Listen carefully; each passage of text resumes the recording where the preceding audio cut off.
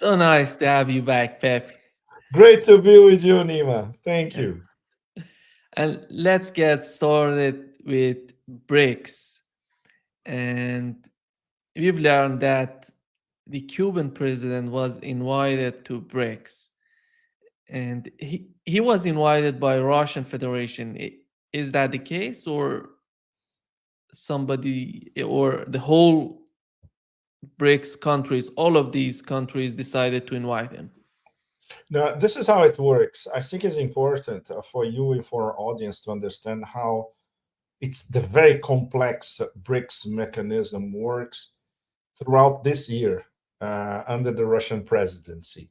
They can invite anybody they want, and they did invite a lot of non-BRICS members so far, of course, to the program called BRICS Outreach, which is essentially the BRICS Plus meeting, where you have potential BRICS candidates or nations that the Russian presidency deems very important to be part of these discussions, which are parallel to the big BRICS meeting of the and now it's complicated again. It's BRICS 9 or BRICS 10 because we still don't know exactly what is the Saudi Arabian position.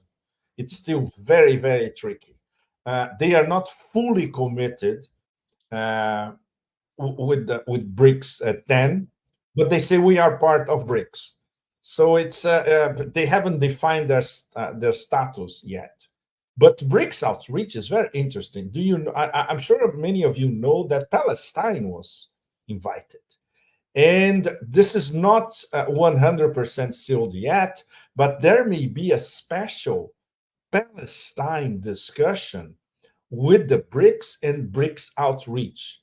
Uh, that will include Turkey, probably Vietnam, Indonesia, everybody who's in the top tier or the second tier to get BRICS admission, probably starting next year.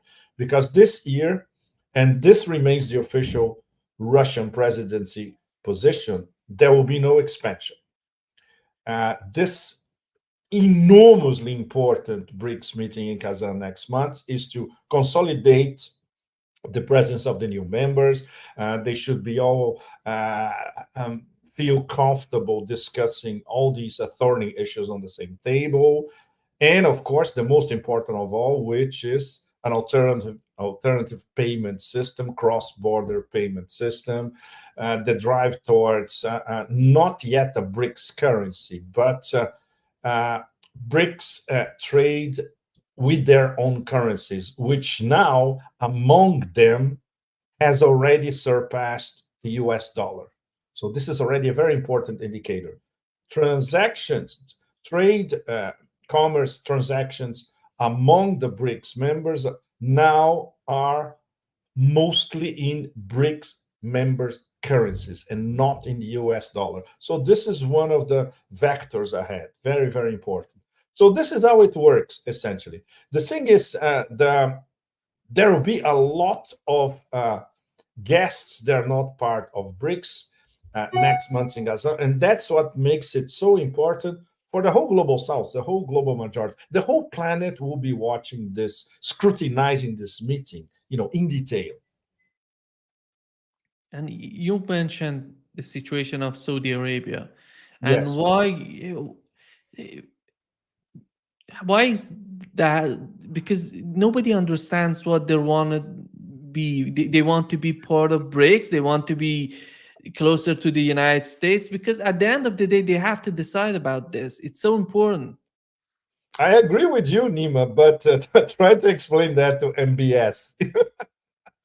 MBS, he's still hedging his bets. Let's say up to the last minute, and the last minute is going to be next month in Kazan.